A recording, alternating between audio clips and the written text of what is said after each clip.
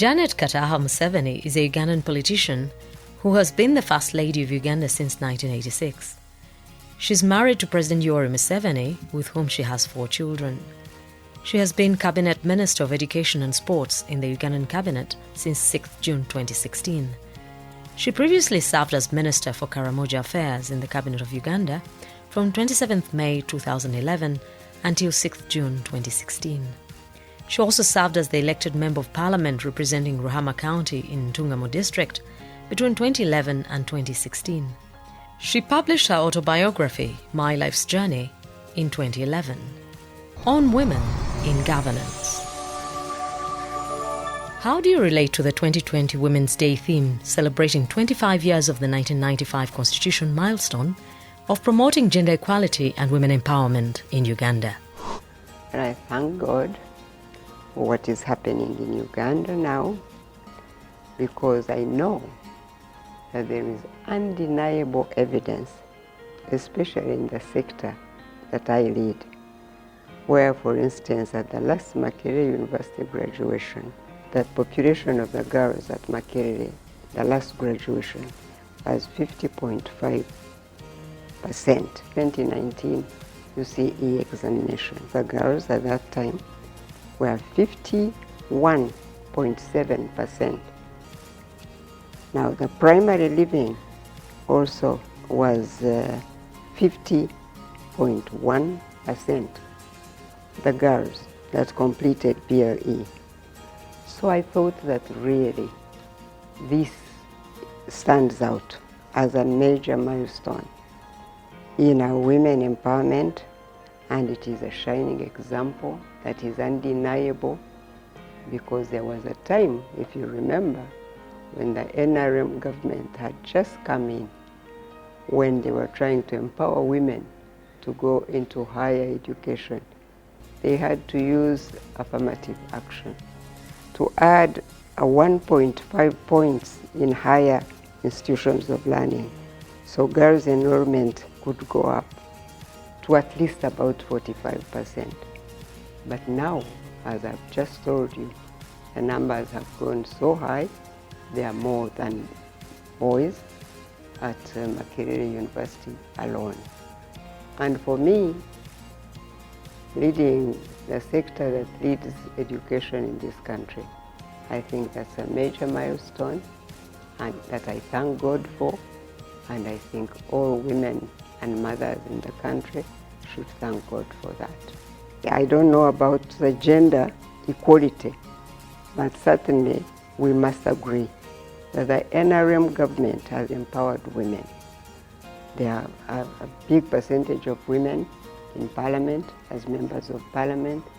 There are a big percentage of women in judiciary as judges. There are many women in leadership in the country by and large. And so I think really that in our country we have good reasons to thank God for these 25 years.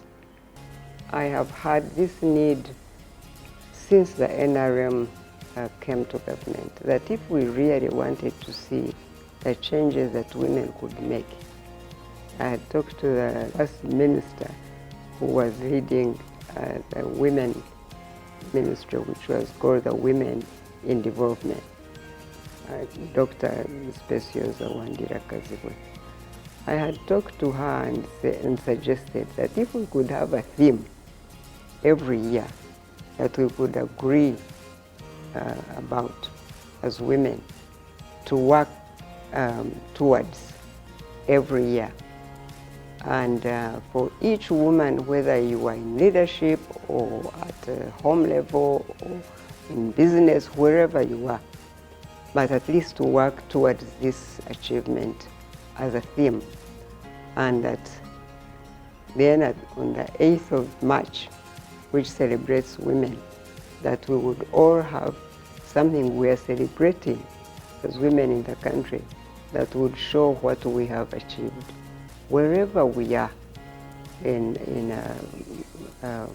leadership or home, as homemakers and homekeepers and mothers or teachers or nurses or whoever, whatever we are.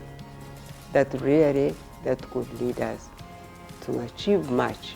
That if we, for instance, agreed that we celebrate a year of home improvement and all women work towards that, our homes in the country would all improve.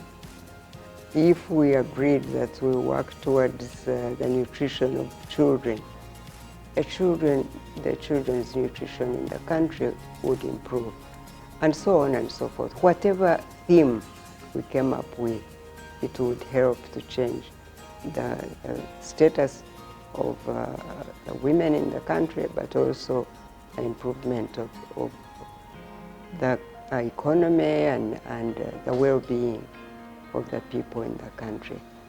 So now we celebrate the UN themes, which sometimes are not what would really be important for us as Ugandans, but maybe at some stage we'll come to that agreement and we will do that. What are the challenges of a woman holding such an influential position? I have come to believe that really leaders in this country may have challenges.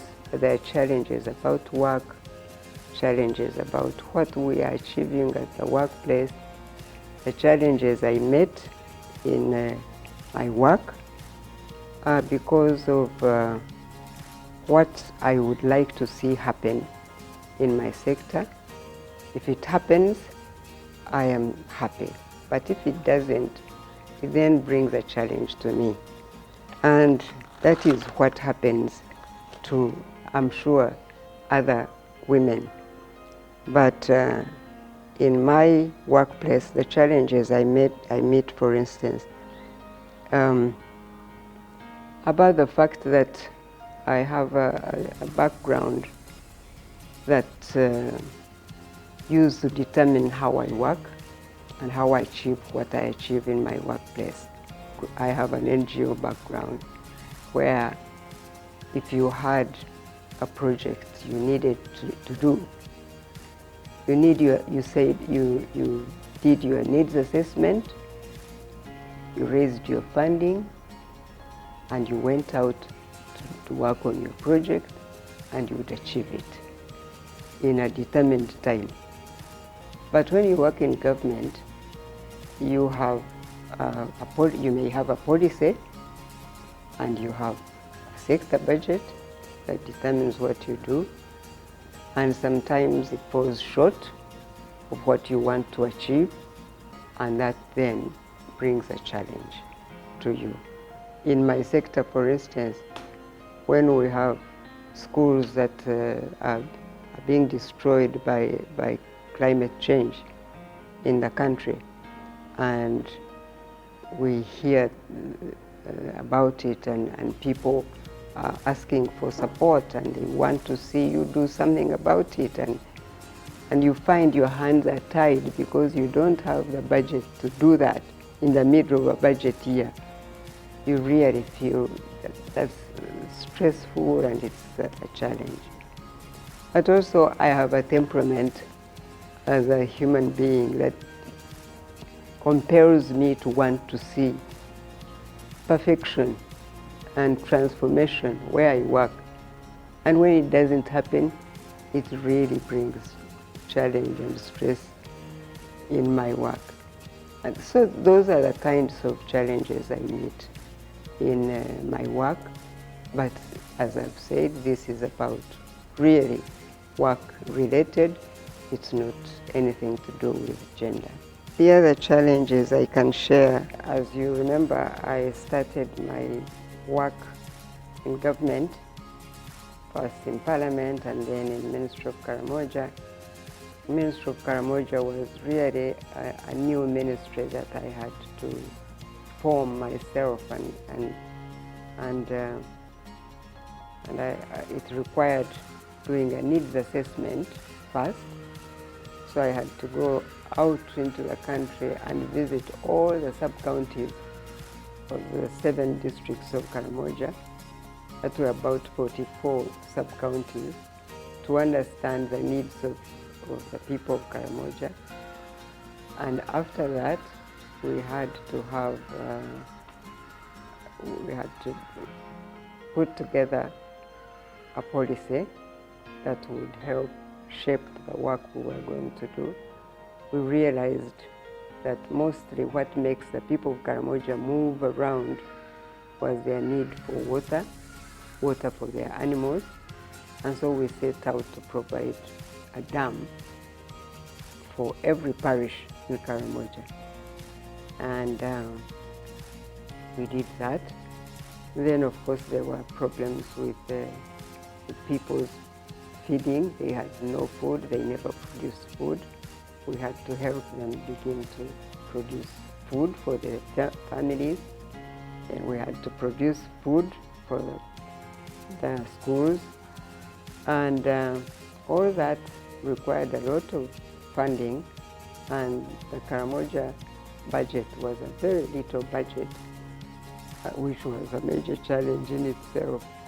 But because we were really setting our own work and following, and we would plan for the money we have every year and go out and do the work we can do. We did a lot of work. By the time I left Karamoja, there were 80 dams, what we call parish dams. We had provided 80 parish dams for the water for the animals. We had provided food, and people used to see, because we used to take pictures and put it in the media. There was a lot of food production. Families started selling food. And yes, we still had challenges, because we could do more, but we didn't have sufficient funding. But the work we did in Karamoja was much more visible in the field than we do, for instance, in the Ministry of Education. Because a lot of what we do in the Ministry of Education are in the institutions and schools, and it's with people, it's inside, you can't see. It's the exams perhaps that tell the story of our work. So really, the challenges were different, but I have mentioned some.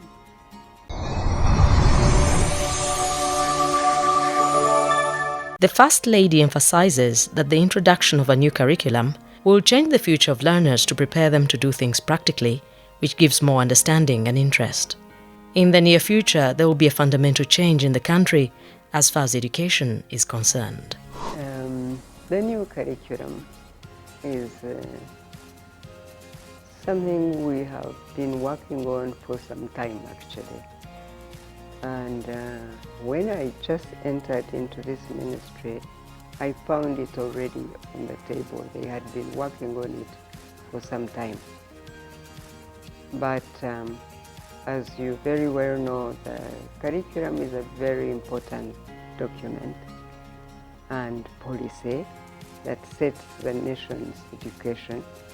So we were concerned that we should, as much as possible, share it with as many people as possible and give the opportunity to people to discuss it, to have some input, to know what we are talking about, to know why we have the need to change the curriculum, and to say whatever they thought should be part of the new curriculum. And so it took time.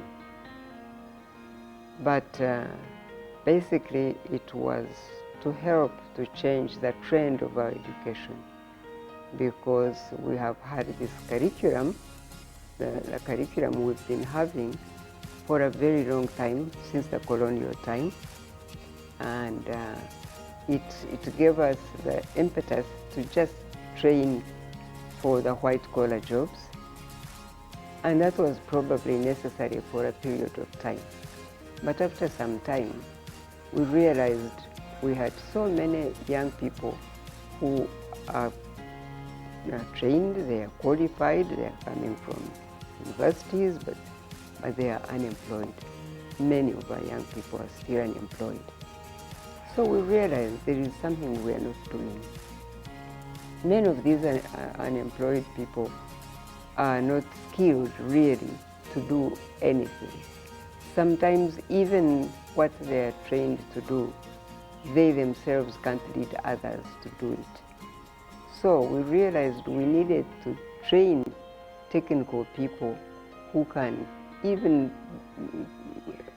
employ themselves or give employment to others.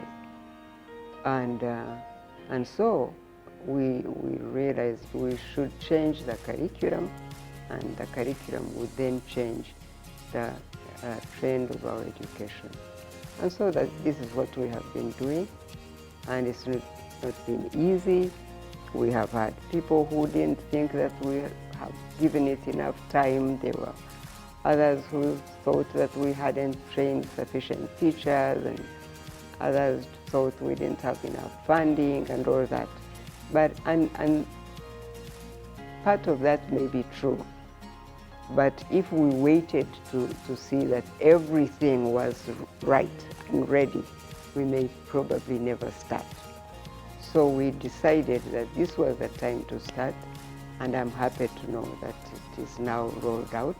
It has started in this new year, and very soon I trust that the young children who are in schools and teachers and parents will begin to really see what this curriculum will bring on the table, and people will be happier than they are right now.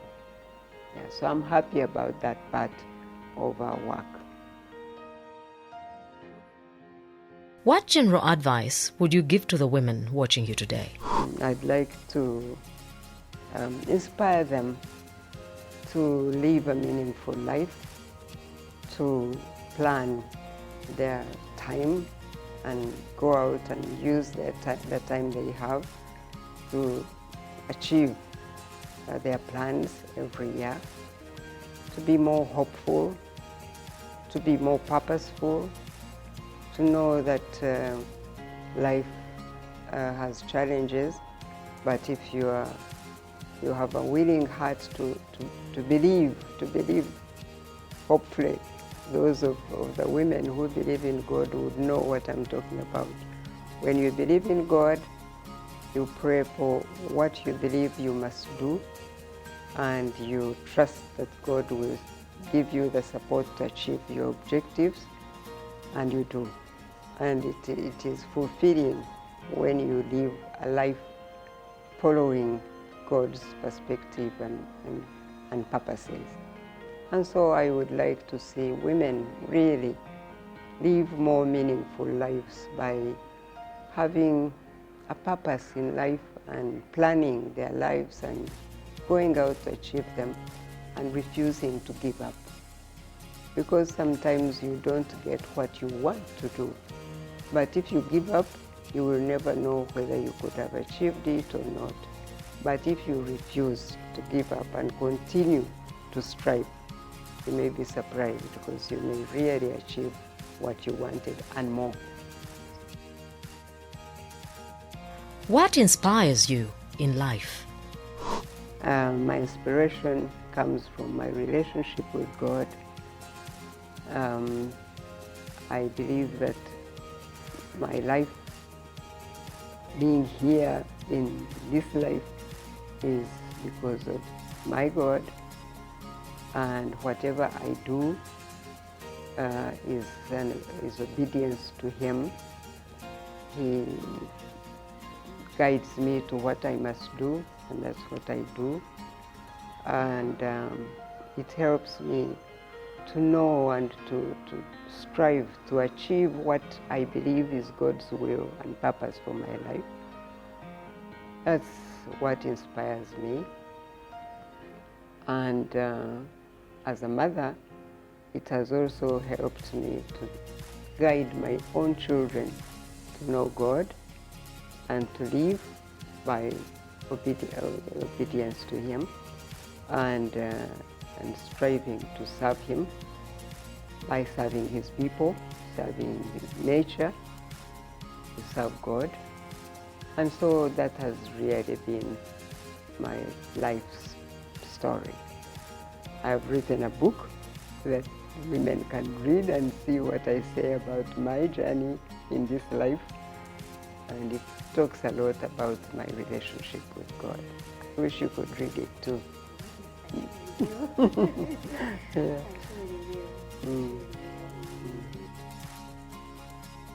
What don't people know about you?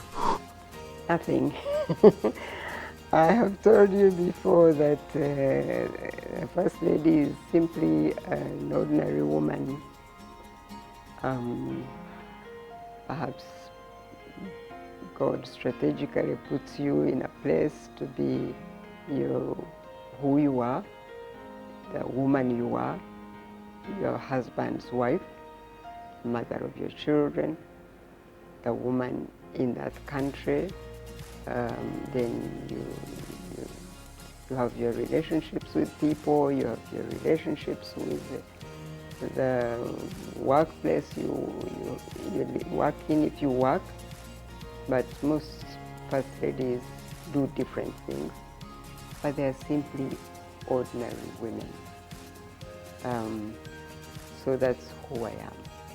I am a very ordinary woman, and now I am wife of my husband, a mother of my children, a grandmother of my grandchildren, and a woman who works with many women and many young people, and even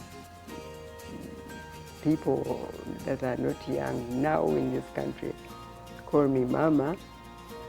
It's a title, if you like, that the children of Uganda give me, really, that I love, because when I first started working with NGOs, I was a much younger person than I am now. Now I'm not young anymore. But children started calling me Mama at that time, and now I have grown with it. I guess now they will start calling me Grandma. But that's who I am. I pray that you have a wonderful Women's Day celebrations, and I pray that the children in school and parents and teachers who are noticing what we're doing in the lower secondary with the new curriculum, I hope we'll get your feedback as soon as you are with it in school, because we are happy and excited as the Ministry of Education, and we hope you will be as excited when you start with it in schools. So thank you so much, and God bless you.